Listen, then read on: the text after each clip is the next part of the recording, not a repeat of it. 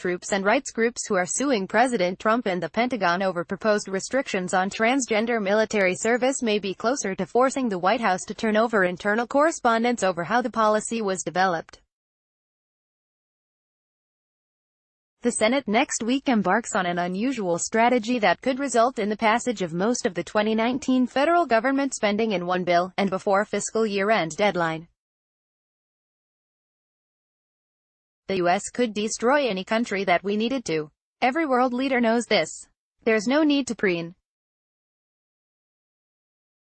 The repeated media lie that President Trump in 2016 explicitly directed Russia to hack the Democrats' emails got new life thanks to former CIA director and drama queen John Brennan.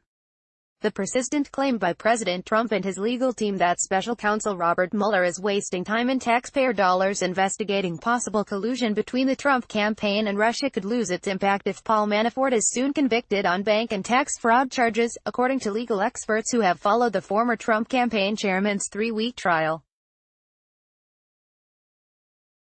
Former White House strategist Steve Bannon predicted Republicans would lose their majority in the House if the midterm elections were held today instead of November. Former CIA Director John Brennan blasted President Trump, whom he described as drunk on power, in an interview Friday following the White House's Wednesday announcement his security clearance was revoked. George Papadopoulos lies to FBI agents about his contacts with Russians during the 2016 presidential campaign impeded the investigation into Russian interference, preventing authorities from potentially arresting a witness before he left the United States, according to a Friday court filing. The White House is readying formal documents to rescind the security clearances of other former and current government officials, according to a new report. The drafts come in the wake of the revocation of former CIA Director John Brennan's clearance earlier this week.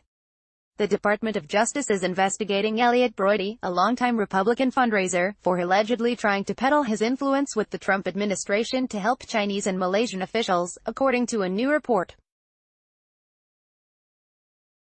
New York Governor Andrew Cuomo walked back his remarks about America's greatness, saying Friday the country actually is great because Americans reject President Trump's hate-filled agenda.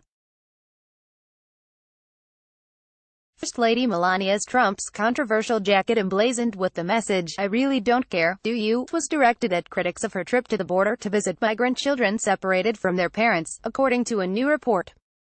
60 former CIA officials released a letter Friday evening condemning President Trump's decision to rescind the security clearance of former CIA Director John Brennan and said the action was comparable to the White House issuing a political litmus test to ensure senior government officials agree with the administration.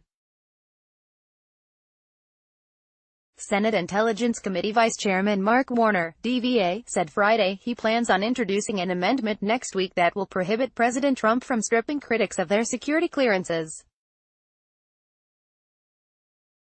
Defense Secretary Jim Mattis should stop releasing assessments of China's military, the communist power said in response to a new Pentagon report on the regime's Air Force. Justice Department lawyers asked a federal judge Friday to let them file a legal appeal that could, for now, keep President Trump's critics from getting access to financial records related to his Washington, D.C., hotel.